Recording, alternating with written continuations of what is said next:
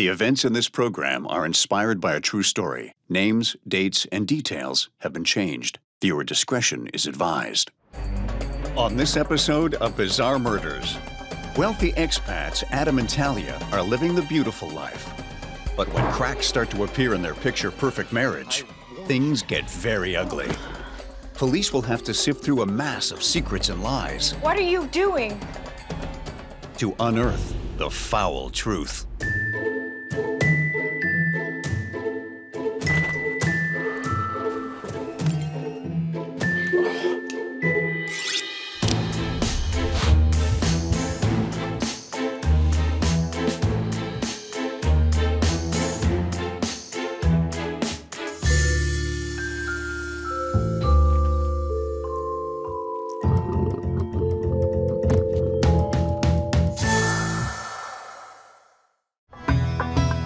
Dubai. Ultra-modern, ultra-rich, and ultra-crowded. There are over 2 million people with a big community of expats living the high life. Expat communities are strange places. You've got professionals that make a nice living in the West, but then you get someplace like Dubai, and you're launched into a whole nother stratosphere. Fancy digs, fancy schools, lots of servants. On the surface, it looks like the beautiful life. But a lot of money doesn't mean bad things can't happen.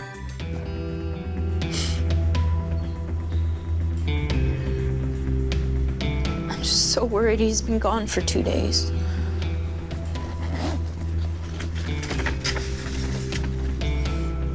This is what he looks like. How long have you been married? 10 years. Canadian expat Talia's rich engineer husband Adam has been missing for 2 days. They met over a decade ago on winter break while they were both poor grad students. So then I was coming down and this girl, boom, right into me. Adam is immediately attracted to this outgoing and feisty girl, while Talia is impressed with Adam's smarts and ambition. They get married soon after they meet and move into Adam's tiny student apartment. While he studies for his master's in engineering, Talia drops out of grad school and works 2 jobs to support them. Like the saying goes, behind every successful man is a woman. Talia is giving up her own dreams of becoming an architect and pinning them on her husband's future. Romantic? Well, maybe. Sacrifices are all well and good, but as time goes by, resentments can rear their ugly head. My advice? Consider a prenup. Upon graduation, Adam lands a job at a world-class engineering firm, and they can finally stop living like poor students. They're able to buy their first house and start a family. Hi. How are my girls? Oh, she's doing so great. Oh, bye. I love you We'll guys. see you soon. All Love right, you too. Take care. Bye. Adam works his way up and is eventually headhunted by a rival firm who transfer him to Dubai. Here, he's overseeing massive construction projects. It's the opportunity of a lifetime. Once in Dubai, Adam and Talia are launched into a completely different world than they've ever known before. Adam's salary is extravagant, and they live in a luxury apartment complex. Talia's daily life is now a whirlwind of spa treatments, expensive lunches, and shopping sprees. I know what you're thinking. Nothing wrong with success and money. I get it. But a whole lot of money all of a sudden has a way of bringing out the worst in people. Some deal with newfound wealth by spending it like it's going out of style, while others become obsessed with holding on to it. After a few years, Adam becomes a senior executive. His salary doubles, but so does his workload, meaning he spends less and less time at home with his wife and child. So he's a workaholic and she's a shopaholic. Sounds like a perfect match, huh? But it's a slippery slope. Talia isn't getting what she needs from her hubby, so she's looking for a way to feel better, and there's nothing like the rush of retail therapy. And Adam's so obsessed with success that he's letting his entire family down. It is bound to come to a head sooner or later. Things haven't been good for a while. He's just working so much, and things just started getting kind of rough. Rough? What do you mean? Talia tells the police that she and Adam were having troubles. He was drinking more heavily. Hey. But more disturbing was that he had become more and more controlling.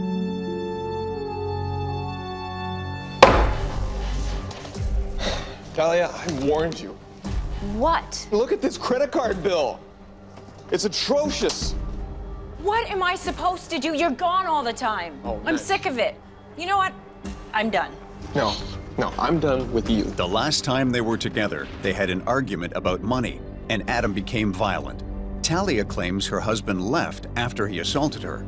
She thought he went out to cool off, but he never came home. Do you want to press charges? No. Just find him. Police look into Adam's disappearance. They find out that Adam hasn't been to work on site for 2 days. Colleagues are aware that he and Talia have been experiencing marital problems and wonder if Adam moved out. But when police check hotels, he's nowhere to be found. They check all the local hospitals, but there's no sign of Adam. They also discover he hasn't used his credit card in a few days, and there's no evidence that he's left the country. It's possible Adam doesn't want to be found, and he's covered his trail. He's rich enough to do that. But you also got to look at the person's patterns of behavior. This is a guy who practically lives at work, and if he's not there, you got to consider he might have met with foul play. So where do you start looking? You start where he was last seen. Police question Adam and Talia's maid about her whereabouts on the night Adam disappeared. Well, it was actually my night off, so I wasn't working. I spent the night at a friend's house. And is there anything strange you noticed a day or two before he disappeared? No, nothing too strange. It's a dead end. The detective also questions employees at Adam and Talia's apartment complex, but no one has seen Adam. While in the utility room, the detective catches a whiff of something suspicious. Inside the room, he's hit with the overpowering smell of something rotting. During investigations in the FBI, I've been in some stinky situations, literally. Nothing like going through a sewage drain or a garbage dumpster to make your day. We used to call those trash covers. I can't say you get used to it, but it's part of the job.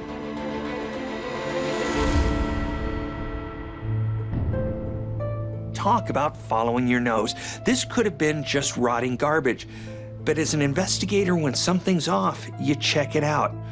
And this was not a waste of time. From the decomposition, I'd say Adam has been dead for at least a few days. Right around the time his wife said she last saw him. Now the police have found Adam's body. They need to find out how it got in the utility room.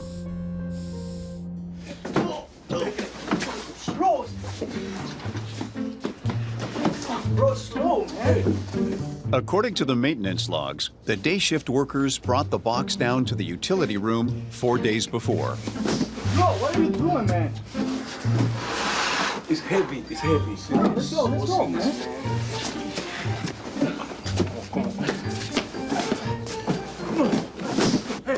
Detective Abdullah learns that Talia is the one who asked to store something in the utility room.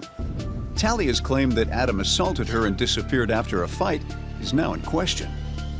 She goes from frantic wife to prime suspect in his death. When police search Talia and Adam's apartment, they find traces of blood in the bedroom. Hiding evidence in plain sight? Not very smart. Talia's had plenty of time to get rid of it and clean up. But what would she tell the hired help? And heaven forbid that she would clean up after herself. Money does change people, huh? It would appear that Talia was involved in Adam's death, but what exactly happened? That's the million-dollar question. I did it. Talia admits to killing Adam. He was hurting me all the time. You have to believe me. I was scared. But she claims it was in self-defense. I was scared to tell the police. She didn't tell police the entire story before. She says Adam had been abusing her for years. Domestic abuse has nothing to do with status. Rich or poor, it can happen in any relationship. An abused woman can be really great at covering up the state of their violent marriage, so even people close to them are unaware of it. Talia tells police that on the outside, their marriage looked happy. But in reality, it was all a sham. According to Talia, Adam was consumed with his job and never home. When he was around, he was abusing alcohol. I thought you stopped drinking. Really? This again? You need to stop. Or else what? You need to stop. It's for your own good. You can't tell me what to do. But I can tell you. He was getting worse, and she was worried sick for her kid and herself. Talia, what is this? Do you have any idea how much money you're spending? She says that he was fixated on money and monitored her spending to the cent. I warned you.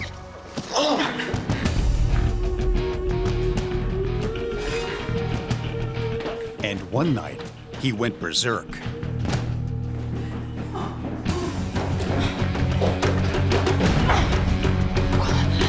What are you doing? Adam, what are you doing?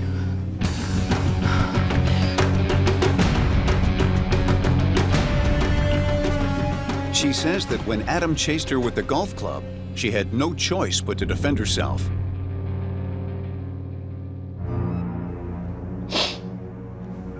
But the books. I don't remember the box. I don't remember.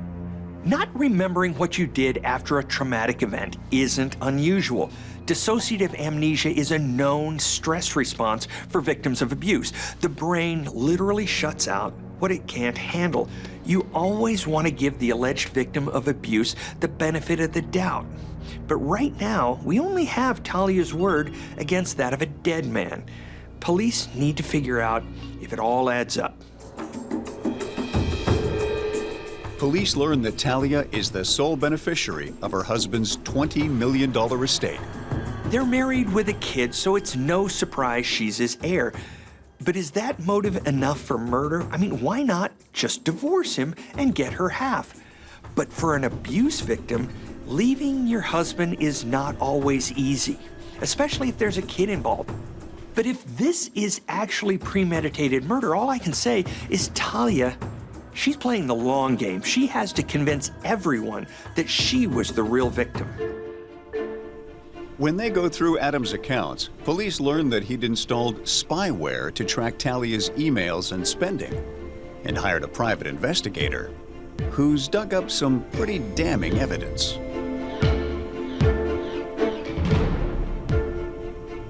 A guy has to be pretty controlling and paranoid to spy on his wife and have her followed. So Talia's claim of being a victim, well, that's looking good. But she's having an affair, which doesn't look so good. But it's not unusual for an unhappy spouse to go looking outside the marriage for attention they're craving. The lover may not be a new designer purse, but he's something. Police need to find Loverboy and figure out whether or not he's involved in Adam's unfortunate demise. Police go through Talia's cell phone records and learn that her lover's name is Brody, but he's no local. He lives in Canada. They met during Talia's regular trip back with the kid to escape the suffocating summer heat of Dubai. Wow, thank you very much. I'm gonna try these on. Yeah. Wow, I love them. Good. I'm so Wow, glad. thank you very much. No surprise, he loved them. But who wouldn't love $1,500 designer sunglasses and a rich girlfriend who's starving for a little bit of affection? And the bonus? The husband is halfway around the world. Sounds like a perfect setup. Only Adam's no regular husband.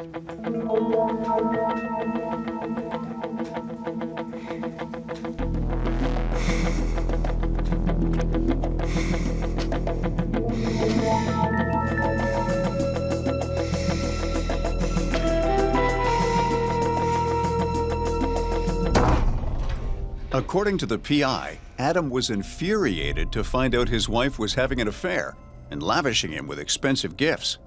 He sets out to take care of the situation. Honey, please. We can fix this. We've tried. We've come so far. I'm a changed person. Please give us another shot. For the family.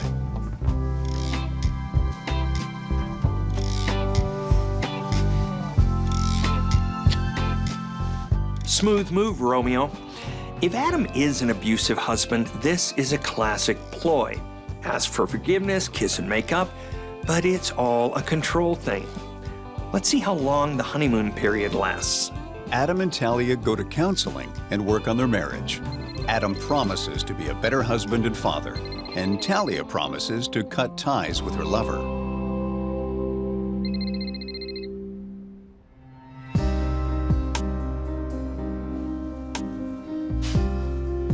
Adam, when are you coming to bed? I've got work to do. But soon, Adam is back to his old workaholic ways. And Talia turns back to Brody for comfort.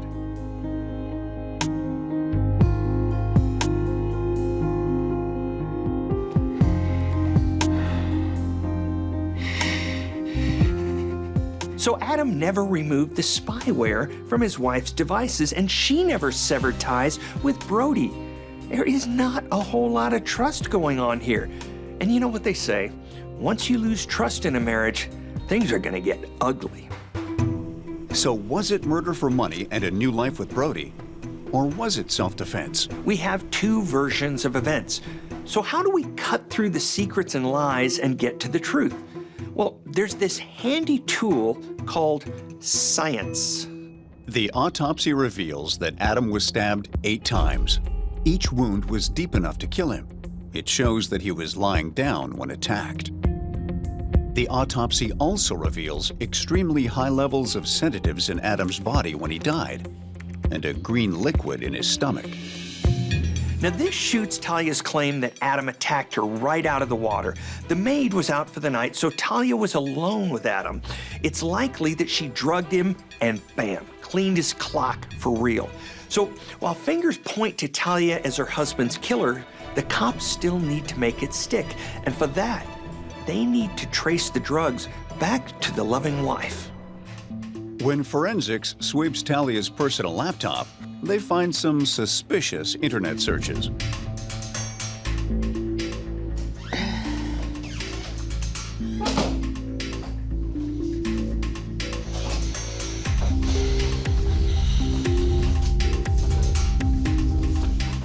Toxicology report.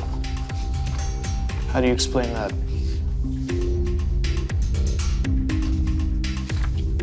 I don't know what this is. Internet search history. Drugs? Overdoses? What about that? When she's questioned about her search history for drugs, Talia breaks down. I told you what I had to deal with. These are mine. They're my pills. Talia tells police she was so despondent about her marriage and the abuse that she contemplated taking her own life with prescription pills. Even though the evidence is looking more and more damning, Talia's got a plausible explanation for everything. Abused wife or black widow? That's the $64,000 question. With Talia sticking to her plausible story of self-defense, the police are stuck. But then, police catch an unexpected break when the maid comes into the station. So what do you have for me? Well, Mr. Adam and Mrs. Talia, they were having marital problems, but Mr. Adam was never abusive, though, never violent. Now knowing her employer's deceased and not simply missing, she volunteers more information on what she saw days before the murder. Adam was filing for divorce, but his lawyer accidentally had the draft documents sent to their home.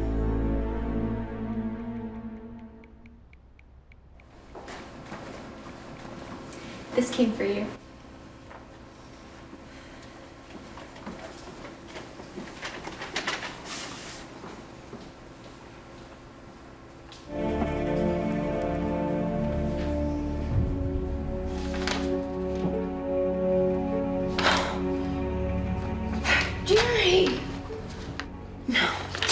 No. Once Talia found out about the divorce, she was quite upset. Okay then, that lawyer has some splaining to do. No secret that divorce brings out the worst in people. Conscious uncoupling is a fairy tale. Resentments flare up and people do extreme things to get back at each other. She sacrificed for him, and now that he's at the top of the ladder, he's leaving her behind. And she's one desperate housewife.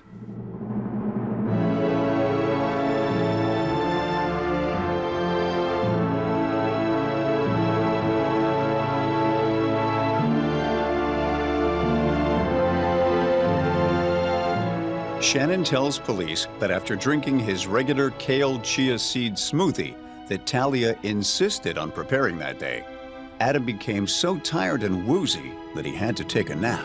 Talia had Shannon serve her hubby a smoothie laced with enough drugs to fell an elephant.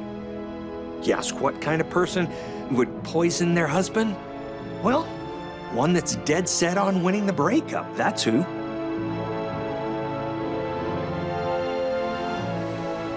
I did love you. Apparently, Talia called Loverboy 30 times the next day just to hear his voice. She might have used her time more productively and concocted a more foolproof alibi. Shannon tells the cops her employers had arguments, but Adam never abused anyone.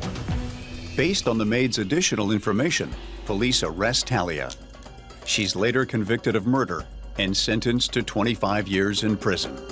According to his PI, Adam suspected that his wife might have been trying to poison him for months. But when the PI urged him to get tested, he said he felt guilty about his suspicions. He didn't think Talia was capable of such a thing. So what did we learn? Try not to take the people you love for granted, because you never know what someone is capable of, even your nearest and dearest. And kale chia smoothies aren't always as healthy as they look.